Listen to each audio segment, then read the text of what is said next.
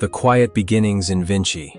In a quiet corner of Italy, nestled among the rolling Tuscan hills, the small village of Vinci lay still under a pale blue sky. Time passed slowly there, where olive trees swayed gently and the scent of rosemary floated through the air.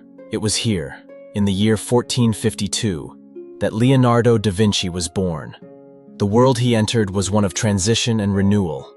The Middle Ages were giving way to the Renaissance, a time of rediscovery of art, science, and the beauty of nature. Leonardo's mother, Caterina, a countrywoman, gave birth to him in a modest home. His father, Ser Piero da Vinci, was a notary, a respected man in the community. Though Leonardo was born out of wedlock and could not inherit his father's name or status, he was not unwanted. In fact, he was curious, thoughtful, and observant from a very young age. As a boy, Leonardo wandered through the meadows of Vinci, watching the flight of birds, the shape of leaves, the way water moved across stones. While other children played with sticks or chased goats, Leonardo crouched in quiet wonder, tracing the movement of ants or sketching the gentle bend of tree branches in the wind. Nature was his first teacher, and she taught him softly, without pressure or limits. At night, he would often sit beside the hearth, his small notebook open. With charcoal from the fire, he drew pictures of animals, human faces, and curious inventions that seemed to spill from his imagination. His dreams were filled not with fairy tales, but with flying machines and mechanical lions, with bridges and spiraling staircases. When Leonardo turned 14, his father recognized the boy's talents and brought him to Florence, the heart of the Renaissance. The city was alive with color and creativity. Streets bustled with craftsmen, poets, painters, and philosophers. It was in Florence that Leonardo would begin an apprenticeship in the workshop of Andrea del Verrocchio, a master artist who painted, sculpted, and engineered. Verrocchio's workshop was full of clattering tools, smell of oil and pigment, and the steady hum of creativity. Here, Leonardo learned not only to paint, but to mix colors, carve wood, sculpt marble, and design machines. He observed carefully and practiced patiently, always trying to perfect each technique. Verrocchio quickly saw that Leonardo's hand was steadier, his eye keener, and his ideas richer than most apprentices. Legend has it that when Leonardo painted an angel in one of Verrocchio's artworks, the master saw the beauty of the angel and never painted again, believing he had been surpassed. But Leonardo was not one to boast. He moved quietly through the studio, often lost in thought, his mind traveling from canvas to anatomy, from physics to poetry. He kept notebooks filled with sketches of inventions and ideas that the world would not see for centuries. And so, in these early years, the genius of Leonardo da Vinci began to take shape, not in loud declarations or grand displays, but in the silent hours of observation, the gentle moments of practice, and the deep, restful curiosity that bloomed in the quiet of his mind. Florence and the quiet art of discovery. Florence in the 1470s was a city of light.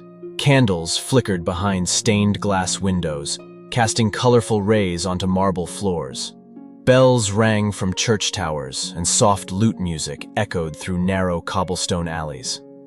This was the city that had birthed Dante, nurtured Michelangelo, and now, quietly, it was shaping Leonardo.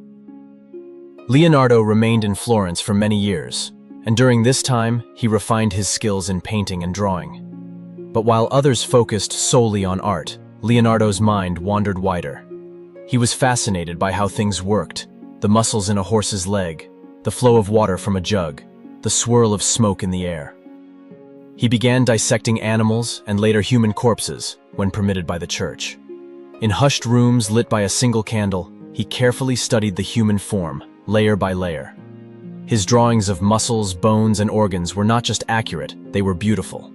Softly shaded, delicately labeled, and meticulously detailed, these sketches would later be seen as the foundation of modern anatomy. Leonardo's curiosity led him to study the skies, the weather, the stars. He wrote in mirror script, a style only readable in a mirror, perhaps to keep his ideas private. These notebooks were like secret gardens, where thought bloomed endlessly. He recorded his dreams, theories, questions, and sketches, over 13,000 pages across his life. Though he was a painter, Leonardo completed only a handful of finished works. He was meticulous, often spending years perfecting a single piece. The Adoration of the Magi, for instance, was left unfinished. But even so, its composition, emotion, and energy left viewers mesmerized. One of Leonardo's most famous paintings, The Last Supper, was painted later in Milan. But it was during his time in Florence that he developed the techniques and vision that would make such a masterpiece possible. He experimented with perspective, light, and shadow, always seeking to capture not just the appearance of a person, but their spirit, their inner stillness.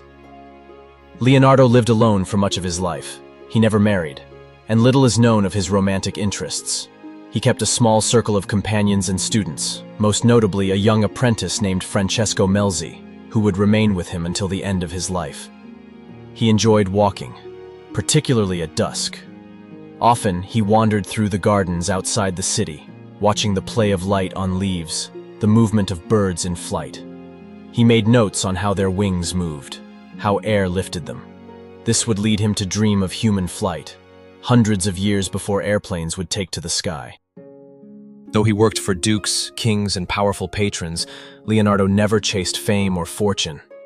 He sought understanding. His mind was not restless, but gently relentless, always in motion, like a stream quietly carving its path through stone. At night, Leonardo often stayed awake, scribbling by candlelight, drawing inventions that would not be built for generations: helicopters, submarines, diving suits, and armored vehicles. These were not wild fantasies. They were carefully thought-out concepts, sometimes astonishingly close to modern designs. And when sleep finally came, perhaps his dreams were as vivid as his ideas. Filled with flying machines gliding silently over moonlit fields, and golden ratios shaping the universe in sacred geometry. Masterpieces, machines, and a gentle farewell. In the late 1400s, Leonardo traveled to Milan, where he served under Duke Ludovico Sforza. The city welcomed him as both artist and engineer. He designed elaborate theatrical sets, planned grand canals, and sketched ideas for machines of war. But his heart remained with painting and peaceful inventions. It was in Milan that he painted The Last Supper, a mural that would become one of the most studied works of art in history. The scene, calm and powerful, captures a moment of deep emotion among the disciples. Leonardo used subtle facial expressions, delicate gestures, and the masterful understanding of space and light. The painting speaks softly, almost like a whispered story, full of hidden meaning and human truth. Later, back in Florence, Leonardo began another portrait, the one that would become his most famous, the Mona Lisa. He carried the painting with him for years, always refining it, never quite finishing. Her expression remains a mystery, her smile both present and distant. It is said that Leonardo loved the painting dearly and kept it by his side until the end. In his final years, Leonardo moved to France at the invitation of King Francis I. There, he lived in a quiet manor house called Clos Lucé. The king admired Leonardo not only as an artist, but as a thinker, often visiting him to discuss ideas and inventions. Though his hands had grown weaker with age, Leonardo continued to write and sketch. He mentored students, shared stories, and reflected on his life. In his notebooks, he wrote about the beauty of nature, the value of peace, and the gentle wisdom that comes with age. On May 2, 1519, Leonardo passed away, cradled in the arms of his beloved student Francesco. He was 67 years old. The world had lost one of its brightest minds, but his thoughts lived on, in pages, paintings, and the dreams he left behind. Leonardo da Vinci's life was not loud or hurried. It was a slow unfolding of wonder, a quiet celebration of knowledge and beauty. He was not just a genius. He was a listener, a watcher, a dreamer. As you rest now, let your mind drift to the hills of Vinci, to the silent corridors of Florence, to the candlelit room where a gentle soul once sketched the future. Let Leonardo's peaceful legacy lull you into a soft and thoughtful sleep, where imagination knows no limits and time flows gently, like a stream under the moonlight.